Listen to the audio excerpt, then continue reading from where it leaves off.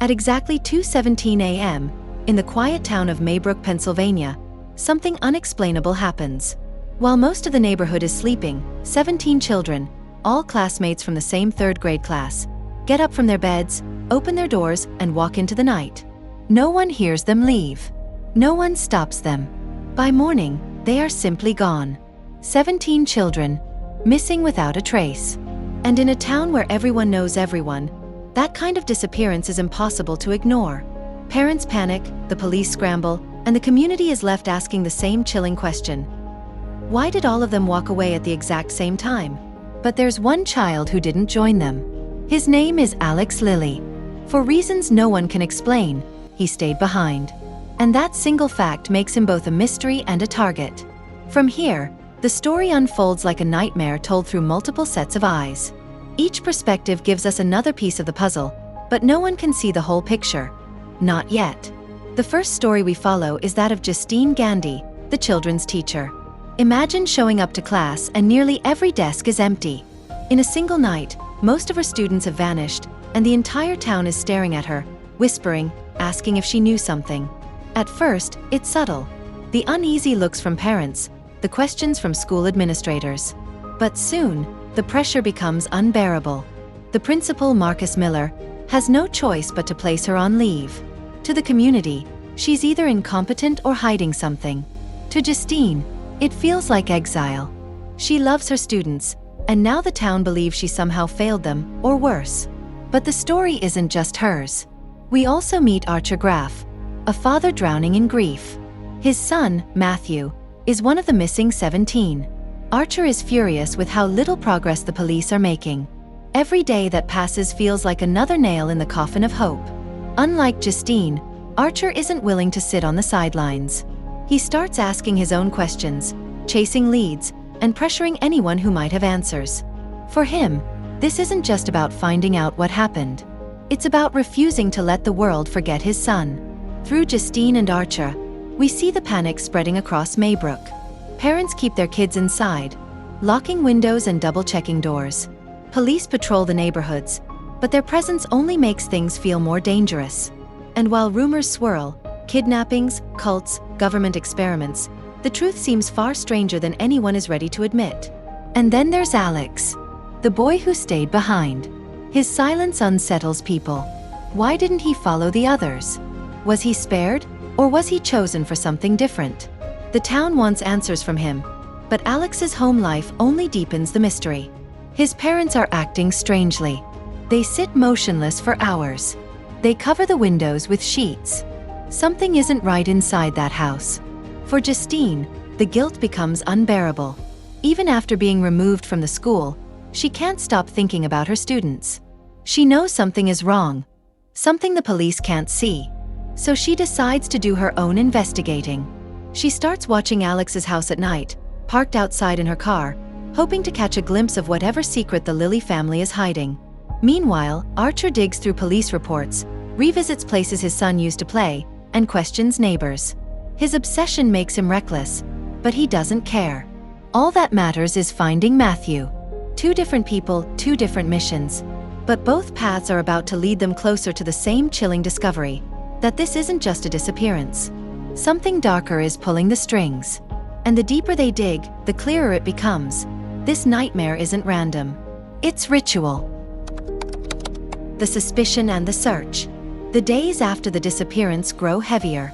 Maybrook feels paralyzed, stuck between panic and silence. Police cars come and go, posters of missing children flap in the autumn wind, and yet, answers never come. Justine, once the town's beloved teacher, is now painted as a villain in hushed whispers. Parents glare at her in grocery aisles. Some call for her dismissal. The school board puts her on leave, stripping her of her daily purpose. She sits alone at home, replaying that night in her mind. The sudden roll call, the empty seats, the moment she realized they were gone. But doubt begins to shift, because she can't ignore the one child left behind, Alex. At first, Alex seems like a victim, just another frightened boy. But his behavior gnaws at Justine's instincts. He refuses to speak about the night his classmates vanished. At school, he draws strange symbols in the margins of worksheets. When classmates try to ask him questions, He only stares. It's not trauma. It feels deliberate. Meanwhile, Archer, father of one of the missing kids, drowns himself in the search. He posts flyers on every lamppost, begs detectives to widen the radius, even storms into the police station demanding action. Grief has sharpened him into a man of fire. The police push back, telling him to let the investigation run its course. But he can't. His son isn't just missing. He feels his absence in his bones. One night, desperate for answers, Justine drives to Alex's street. She parks under the shadow of a maple tree, watching his house from across the road. That's when she notices something unsettling. Every curtain in the house is drawn tight, as if the family is sealing themselves off from the world. No light escapes, no laughter, no movement. She returns the next night. And the next. On the fourth night, she creeps closer, heart hammering, and peers through a narrow crack in the living room curtains. Inside, she sees Alex's parents sitting upright on the couch. They aren't talking. They aren't watching TV. They aren't even blinking. They sit completely motionless, like mannequins placed in a display. The clock on the wall ticks loudly, but they don't react. Then she notices Alex standing in the doorway behind them, his small face half hidden in the dark. He looks directly at her. Justine stumbles back, nearly tripping over the hedges. When she looks again, the curtains are shut tight. From that night on, she can't shake the feeling that Alex isn't just hiding something. He's guarding it. And whatever his family is involved in, it's pulling the entire town into a deeper, darker secret. As Archer and Justine's paths cross, their suspicions start to align. Both are outsiders now. One branded negligent, the other dismissed as desperate. But together, they begin to sense the same truth. The disappearance of the children isn't random. It's connected to Alex, to his strange home, and to something ancient lurking beneath Maybrook's surface. The quiet dread of the town shifts into something else, a creeping awareness that the nightmare hasn't even reached its peak. The darkness unfolds. While watching Alex's house from her car, she notices him slip out again. This time, instead of a toy or scrap of paper, he's holding a name tag, one of the laminated badges the students wear in class. Justine follows at a distance, her heart pounding. She trails Alex through quiet streets until he disappears into an abandoned property on the edge of town. The building looks forgotten, swallowed by weeds and darkness, but inside, something sinister waits. Justine peers through a crack in the wall, and that's when she sees her, Aunt Gladys.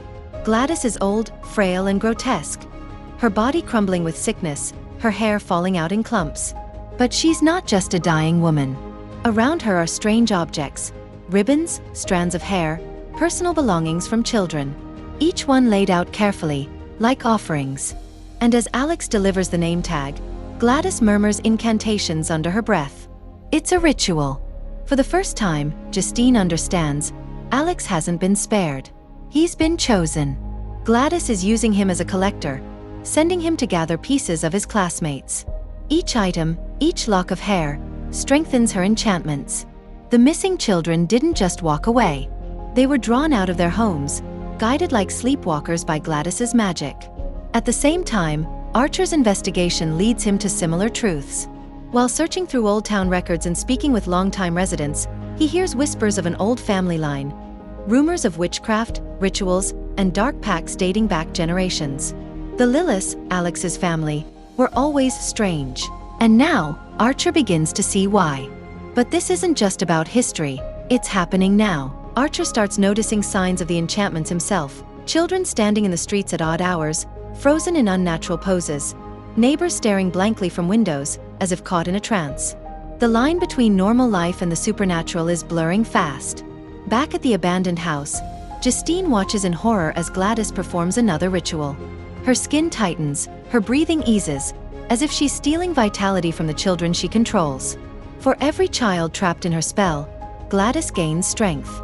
For every item Alex delivers, her power grows.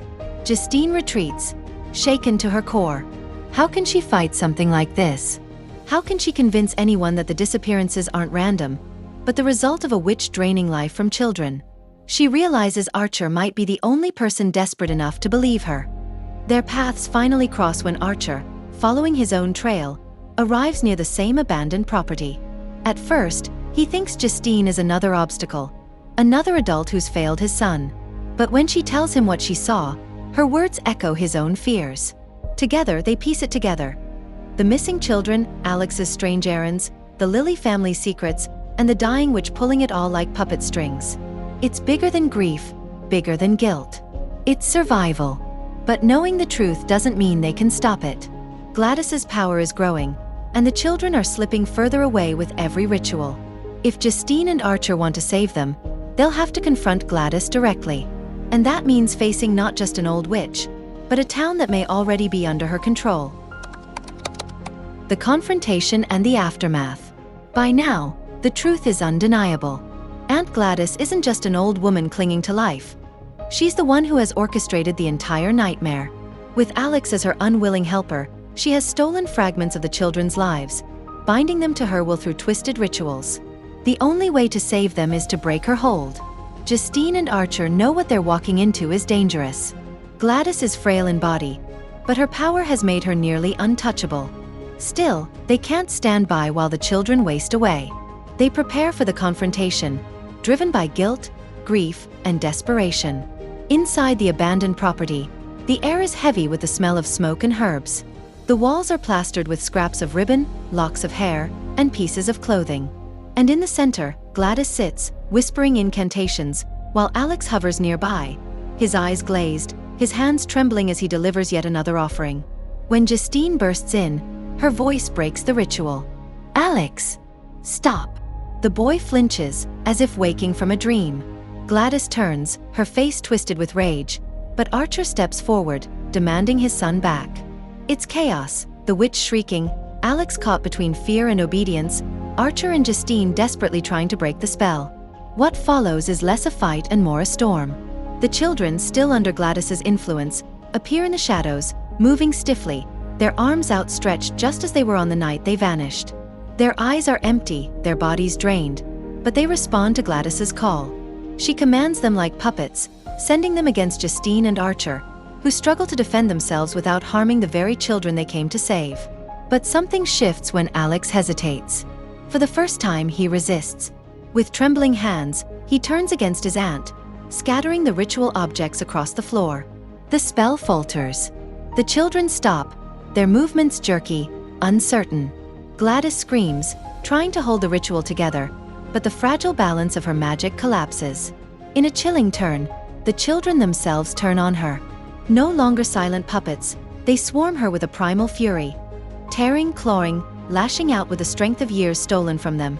Gladys, once so powerful, is ripped apart by the very soul she sought to control. The aftermath is anything but clean. The spell is broken, but the damage lingers. Some of the children return to their parents, dazed and hollow, barely able to speak. Others remain catatonic, their eyes distant, their voices gone. Families embrace, but joy is mixed with horror at what's been lost. For Archer, there is no perfect reunion. Matthew is alive, but he's changed. His body weakened, his spirit scarred.